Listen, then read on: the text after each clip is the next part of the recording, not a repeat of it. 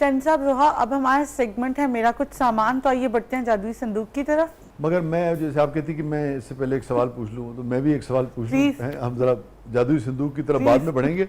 ये बताइए कि आपको पता है जरदारी साहब भिंडी बहुत शौक से खाते हैं। पता है आपको? ये आज आपके शो के जरिए से जरूर पता चल चुका है। हाँ, पीटीआई वालों को जरदारी साहब पे ज्यादा उनको परवाह नहीं क्या खाते हैं क्या।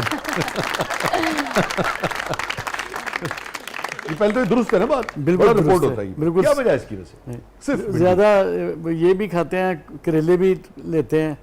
अच्छा अच्छा, फ्राई, और वो दाल लाजमी होती है अब। हाँ हाँ हाँ, लंच में भी, डिनर में भी। हाँ हाँ हाँ हाँ जी। मगर ये भिंडी क्यों इतनी मशहूर हो गई उनकी? वो खाती सब्जियां, गोश्त खाते नहीं है। तो हमेशा से वेजिटेरियन थे या हो गए हैं? जब ये कोटला पर जेल में थे तो मैं घर से खाना लेके जाता था ना। अच्छा अच्छा, तो तुसी भगवानपुरे दे हो, ताड़ा की लेना देना सब्जियां दे नाल? सब्जियां सारियां होंदियां पहले भगवानपुर ही सी।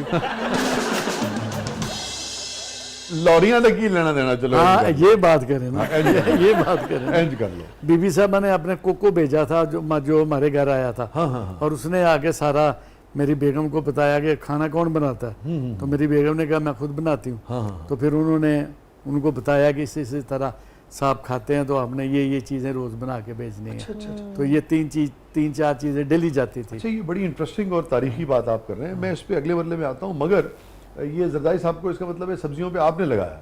मैंने नहीं लगाया, वक़्त ने लगा दिया उनको।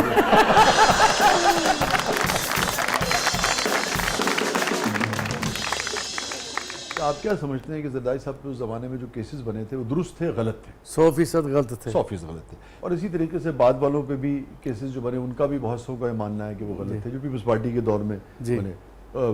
किसी पे बंदूक डाल दी, किसी पे भैंस डाल दी, किसी पे सारा सिस्टम। नहीं, पीपल्स पार्टी ने तो किसी पे नहीं बनाया। शेख रशीद साहब पे जो केस बना था, आप समझते हैं? नहीं, वो पीपल्स पार्टी के दौर में नहीं था, बना था वो कलेक्शन कोफ वाला। जी जी, क्लास वो बना था।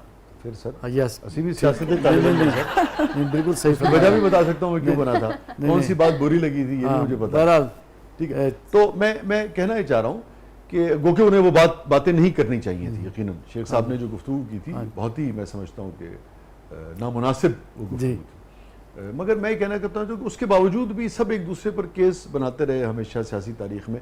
अब उम्र के इस हिस्से में तकरीबन 50-55 बरस की सियासत के बाद कैसे देखते हैं कि सब एक दूसरे पे जो केस बनाते रहे, इसने सियासत को, जमहूरियत को कितना नुकसान पहुंचा? 2008 से लेके 2013 तक पीपल्स पार्टी की हुकूमत रही।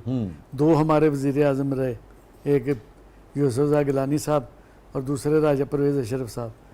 जरदारी साहब 5 साल सदर पाकिस्तान रहे। किसी एक आदमी के ऊपर भी FIR नहीं हुई। किसी पोलिटिकल जो था ना कारकुन, उसके ऊपर एक भी सियासी तौर पे FIR नहीं। आप समझते हैं कि आप लोगों ने सीखा?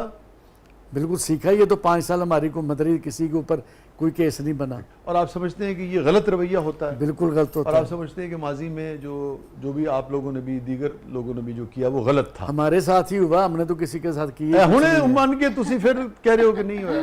वो एक आधा केस होगा।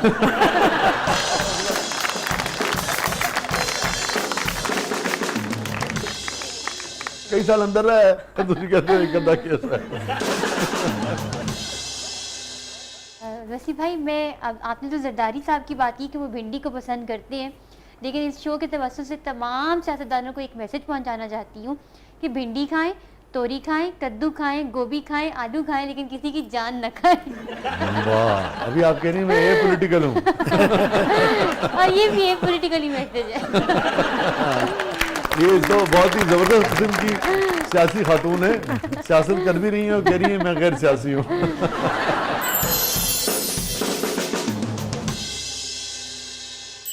जी रिदा,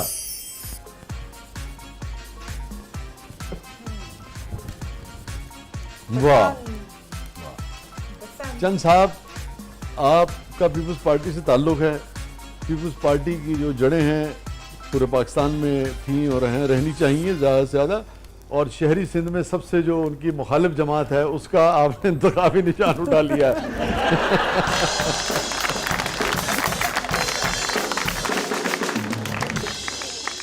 इसके साथ मेरी भी एक बचपन की ठीक है, याद है। ठीक है, कराची वाले दिन लॉरियां दी गुड्डी है। लॉरियां। अच्छा, ठीक है। अच्छा, वो ये याद ये है कि 69 में मेरे बड़े भाई सऊदी अरेबिया में होते थे, ठीक है। तो वो हमेशा ईद पे आते थे, ईद थी तो बसंत का भी आने वाले थी, बसंत भी, तो लाहौरिया बसंत बड़े जोशो खरोश के साथ मनाते थे। कोई शक नहीं। तो वो डोर गुड़ियाँ काफ़ी आई और छत के ऊपर रखी हुई थी, तो उन्होंने बड़े भाई ने इसलिए रखी थी कि ज़रा आज धूप धाप लग जाए तो फिर ताकि बसंत वाले दिन हम इनको करेंगे। तो मैं आया तो मैंने देखा कि ये पड़ी हुई है, मैंने एकदम एक पतंग पकड़ी और उसको मैंने उड़ाना शुरू कर दिया।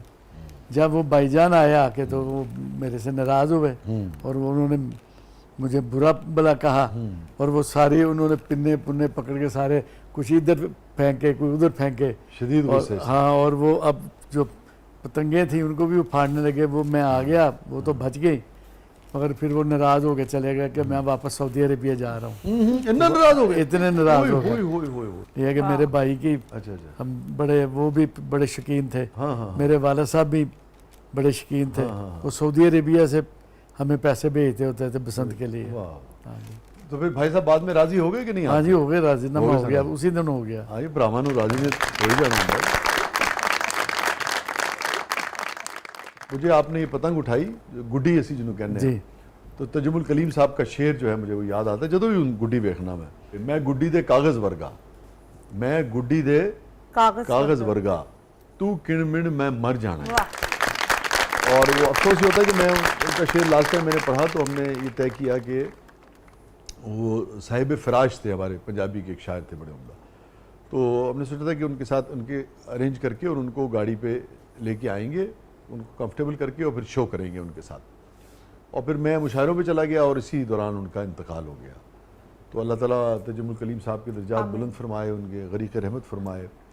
और एक एहसास मुझे और हुआ, बिल्कुल वक्त नहीं था और ये सोचा भी नहीं था कि इतनी जल्दी वो चले जाएंगे, बीमार थे, कि जो भी जहन में ख्याल आए लोगों के हवाले से उसको बस पहली फुर्सत में कर लेना चाहिए। ये मैंने एक और चीज़ उस दिन, हाँ, उसका मुझे और मज़ीद शिद्दत से एहसास हुआ। तो जी रिदा,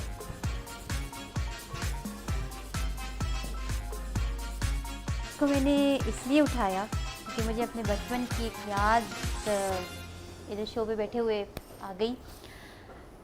मेरे अब्बू की ट्रांसफ़र हो गई इस्लामाबाद से लाहौर सिटी में। तो उस वक़्त जिस स्कूल के अंदर मुझे एडमिशन मिला वो मेरे घर के बिल्कुल साथ बना हुआ था। तो मैं छोटी थी, होमवर्क करना भूल गई। तो आप तो जम करके स्कूल चली जाती होंगी। बल्कि गर्मा गर्म मेरे लिए अम्मी लंच भेजती होती हाँ थी हाँ, स्कूल में। यूँ करके फेंक दिया। मैं छोटी थी और हमें एक कहानी लिखने के लिए दी गई थी होमवर्क में, नींबू निचोड़। तो मैं होमवर्क करना भूल गई तो स्टाफ रूम के अंदर कॉपीज कलेक्ट होकर टीचर ने शेल्फ के ऊपर रख दी। तो छुट्टी का टाइम हुआ तो मैं जल्दी से घर जाकर मैंने पेन से जल्दी से नींबू निचोड़ कहानी लिखी और जल्दी से जाके स्टाफ रूम के ऊपर जो कॉपीज़ का स्टैक बड़ा हुआ था उसके ऊपर रख दी। तो ये एक मुझे याद है इस कलम से जो थी नहीं कि मैंने छुट्टी के टाइम अपनी टीचर को डॉज कर दिया था क्योंकि मैंने होमवर्क कंप्लीट नहीं किया हुआ था। अच्छा, अब मैं आपसे सीरियसली पूछ रहा हूँ कि वो दीवार मिली हुई थी, क्या इतनी थी कि कोई बच्चा जम करके आ जा सके या नहीं?